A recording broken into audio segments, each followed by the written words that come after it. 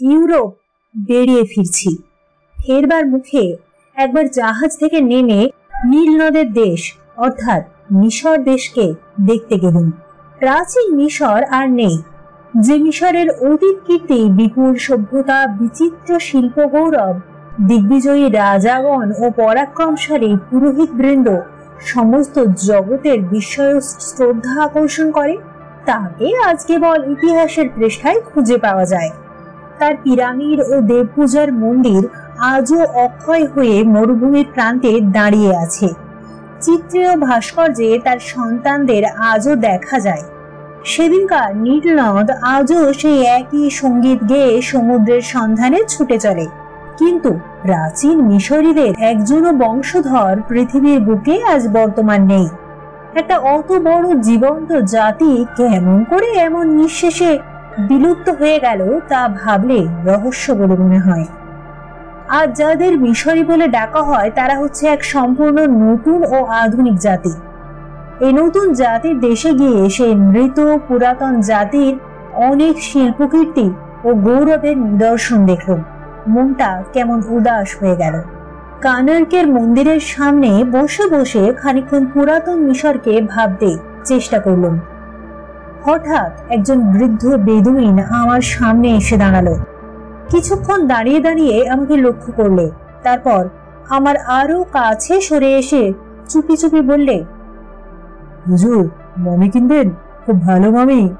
সেকালকার নানান জিনিস কেনা ছিল আমার একটা মস্ত বাতিক। মমি কাকে বলে সকলে বোধহয় জানেন। প্রাচীন মিশরীরা বিশ্বাস করত মানুষের প্রাণ বেরিয়ে গেলেও সে মরে না। শেষ বিচারের দিন দেবতাদের কাছে গিয়ে প্রত্যেক মৃত ব্যক্তিকে জবাবদিহি করতে হয়। ওসিরিস হচ্ছেন শেষ বিচারকর্তা ও অমর জীবনের দেবতা।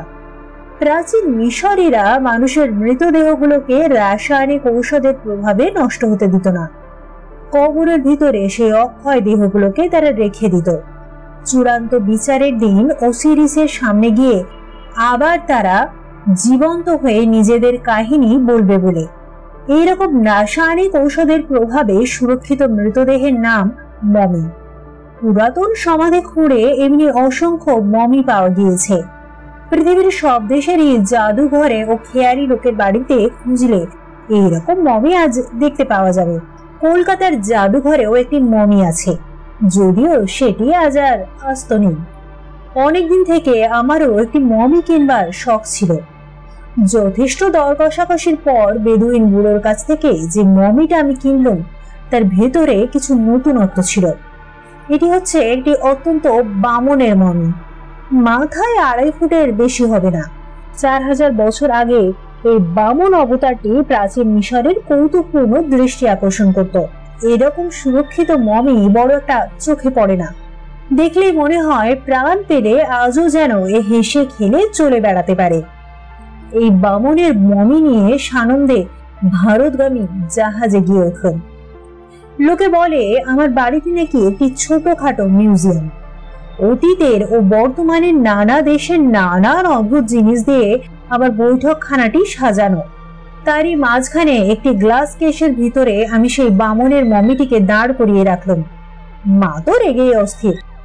অত্যন্ত ভয় পেয়ে তিনি বলতে লাগলেন, ছি ছি, গেরস্তের বাড়িতে কোন দেশের কোন জাতের একটা শুকনো পচা মরা এনে রাখা, সংসারের অকল্যাণ হবে যে রে। অনেক বন্ধু বিদ্রোহ প্রকাশ করলে। কোনো বেশি ভীতু বন্ধু সন্ধ্যার পর আর আমার বৈঠকখানায় ঢুকতে রাজি হতেন না। আমি কিন্তু সমান অটল। সকলকে বোঝাতে লাগলাম, কোনো ভয় নেই, মরা গরু ঘাস খায় না। 4000 বছর আগে যে মরেছে এই 20 শতাব্দীতে আর সে কারুকে ভয় দেখাতে পারবে না। কিন্তু মাসখানেক পর থেকে একটা নতুন ব্যাপার লক্ষ্য করতে লাগলাম। যখন মমিটা কিনেছিলাম তখন এই বামন মূর্তির 2 চোখ ছিল বন্ধ, কিন্তু আজকাল দেখছি এর চোখ দুটো ধীরে ধীরে খুলে আসছে। মাস 2 পরে সেই বামন সম্পূর্ণরূপে চোখ মেলে তাকালে, যদিও সে চোখে পলক পড়ে না এবং তাতে জীবনের কোনো লক্ষণই নেই। তবু এমন অস্বাভাবিক ব্যাপার দেখে আমারও মনটা কেমন খুঁতখুত করতে লাগলো। কিন্তু আমার এক ডাক্তার বন্ধু শেষটা আমায় বুঝিয়ে দিলে। জলবায়ুর পরিবর্তনের জন্যই এই ব্যাপারটা ঘটেছে।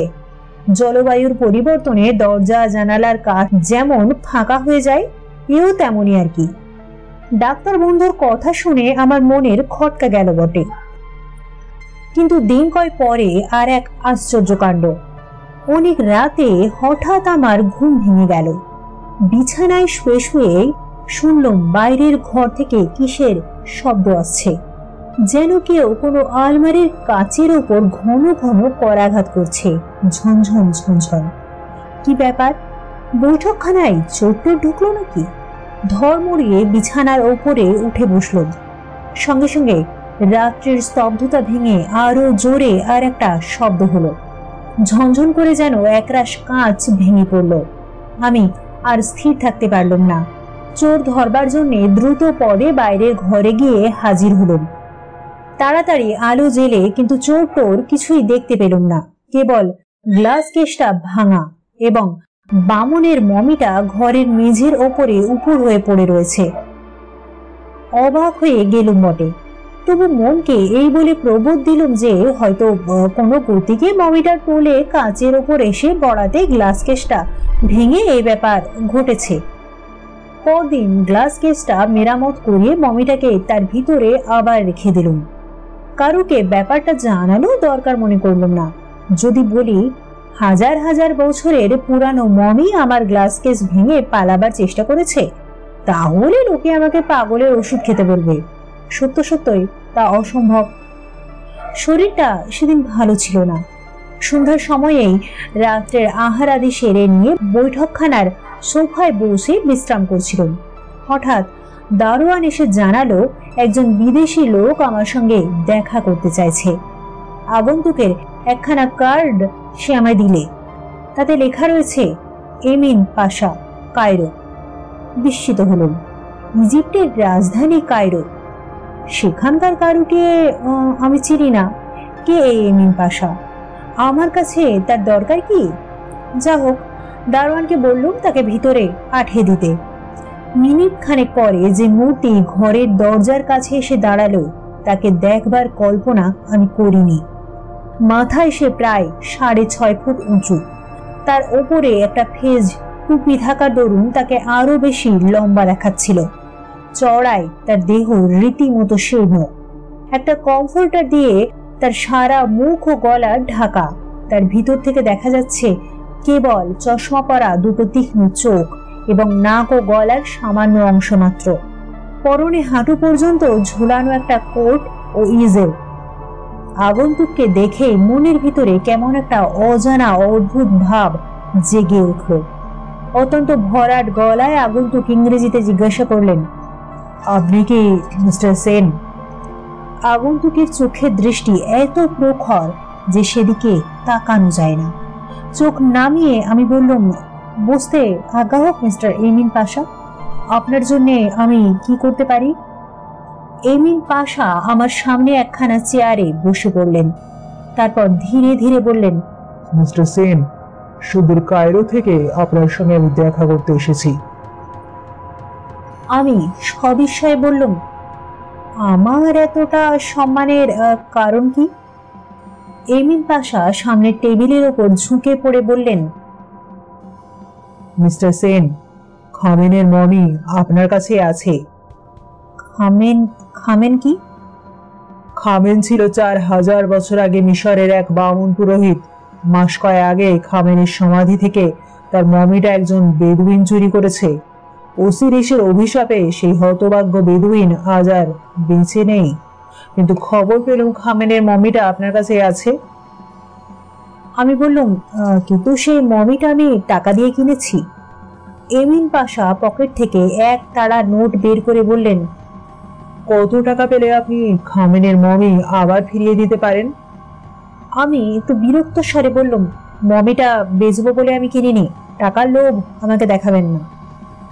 এমিন পাশা তার দুই কনুই টেবিলের ওপর স্থাপন করে হাত দুখানা কপালের ওপর এমন ভাবে রাখলেন যে তার চোখ দুটো আমার চোখের আড়াল হয়ে গেল। সেই অবস্থায় তিনি বললেন, মিস্টার সেন, খামেনের মমির ওপরে আপনার কোনোই দাবি নেই। আমি হেসে বললাম, টাকা দিয়ে কিনেও ওর উপরে যদি আমার দাবি না থাকে তবে দাবি আছে কার? অত্যন্ত গম্ভীর স্বরে এমিন পাশা বললেন, মিস্টার সেন, ও মমির ওপর কোনো মানুষেরই দাবি নেই। মমিটা টাকা দিয়ে কিনবার জিনিস নয়। ওসিরিস তাকে গ্রহণ করেছেন। আমি হেসে উঠে বললাম, ওসিরিস? সে তো সেকেলের রূপকথার দেবতা। এমিন পাশার সারা দেহের ওপর দিয়ে যেন একটা কম্পনের বিদ্যুৎ খেলে গেল। হঠাৎ চেয়ারের ওপরে সিধে হয়ে বসে কঠিন কর্কশ স্বরে তিনি বললেন, না, ওসিরিস রূপকথার দেবতা নন। আজকের এই দুদিনের সভ্যতা আধুনিক মানুষকে অন্ধ আর ভ্রান্ত করে তুলেছে, তাই তারা এমন কথা বলতে সাহস করে। ওসিরিস হচ্ছেন সর্বশক্তিমান অমর জীবনদাতা। প্রাণ গেলেও মানুষের আত্মা বর্তমান থাকে। প্রত্যেক মানুষের আত্মার দেহ ওসিরিস গ্রহণ করেন। শেষ বিচারের দিন পর্যন্ত সেই দেহ তাঁরই তত্ত্বাবধানে থাকে। ভূত, ভবিষ্যৎ, বর্তমানে তিনি ছাড়া আর কারুরই মানুষের মৃতদেহের ওপরে কোনো অধিকার নেই।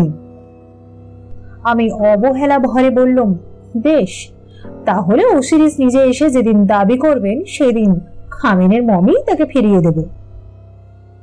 এমিন পাশা আচম্বিতে চেয়ার ছেড়ে উঠে দাঁড়িয়ে চিৎকার করে বললেন, নির্বোধ মানুষ, তাই নাকি? বলেই তিনি এক টানে তার মুখের কমফোর্টার ও মাথার টুপিটা খুলে ফেললেন এবং চশমাখানা টেনে একদিকে ছুঁড়ে ফেলে দিলেন। তারপর আমার স্তম্ভিত দৃষ্টি এক অভাবিত ও অসম্ভব দৃশ্য দেখলে। এমিন পাশার কাঁধের ওপর যে মুখখানা জেগে রয়েছে তা কোনো জ্যান্ত মানুষের মুখের মতো নয়। সে হচ্ছে হাজার হাজার বছরের পুরানো অত্যন্ত বিশুষ্ক এক নরদেহ, অর্থাৎ ভীষণ মমির মুখ। মাথার ওপর থেকে বিশীর্ণ মুখের দুপাশে তৈলহীন পিঙ্গল কেশপাশ লটপট করছে আর দুলছে এবং চিবুক থেকে তেমনই রুক্ষ শুশ্রুগুচ্ছ বুকের ওপর ঝুলে পড়েছে। এ মুখ আমি ইজিপ্টের জাদুঘরে দেখেছি। এ হচ্ছে ওসিরিসের রুস্তার মূর্তির মুখ। মাথা ঘুরতে লাগলো, সারা দেহ অবশ হয়ে এলো। ধীরে ধীরে আমার জ্ঞান বিলুপ্ত হয়ে গেল এবং সেই সময়ে আমি এক অদ্ভুত, বিভৎস ও অমানুষী কণ্ঠস্বরে শুনতে পেলাম, খামেন, খামেন, জাগ্রত হও, তুমি আবার জাগ্রত হও। খামেন, খামেন, তুমি জাগ্রত হও, তুমি আবার জাগ্রত হও। যখন আমার জ্ঞান হলো দেখলাম আমি সোফার উপরে শুয়ে রয়েছি এবং মাথার কাছে বসে মা আমার চোখে জলের ঝাপটা দিচ্ছে। সব কথা আমার মনে পড়ে গেল। তাড়াতাড়ি উঠে বসলাম। মা উদ্বিগ্ন স্বরে বললেন, হ্যাঁ বাবা, তোর কি হয়েছিল বাবা? এখানে অত গোলমালি বা হচ্ছিল কেন? আর ওই গ্লাস কেসটা এবার ভাঙলো কেমন করে? আমি এক লাফে দাঁড়িয়ে উঠে দেখি গ্লাস কেসটা বিচূর্ণ বিচূর্ণ হয়ে গেছে এবং তার ভিতরে বামনের সেই মমিটা আর নেই। তাড়াতাড়ি ফিরে বললাম, মা, এখানে এসে আর কারোকে দেখতে পেয়েছো? মা কিছুই বলতে পারলেন না। চেঁচিয়ে দারোয়ানকে ডাকলাম। তার মুখে জানলাম ফটক দিয়ে কেউ বাইরে বেরিয়ে যায়নি। সারা বাড়ি তন্ন তন্ন করে খুঁজেও এমিন পাশা বা সেই মমির কোনোই পাত্তা পাওয়া গেল না। ঘরের মেঝে শুধু কুড়িয়ে পেলাম এমিন পাশার সেই টুপি, চশমা, কমফোর্টার, জামা, ইজের ও একজোড়া জুতো। আমি কি অসুস্থ দেহে কোনো বিশ্রীর স্বপ্ন দেখেছি?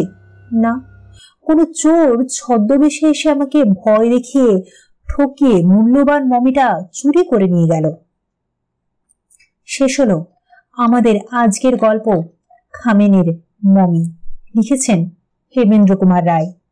গল্পটি শুনে ভালো লেগে থাকলে অবশ্যই লাইক, কমেন্ট ও শেয়ার করবেন এবং আমাদের চ্যানেলে প্রথম এসে থাকলে চ্যানেলটি অবশ্যই সাবস্ক্রাইব করে রাখবেন। নমস্কার।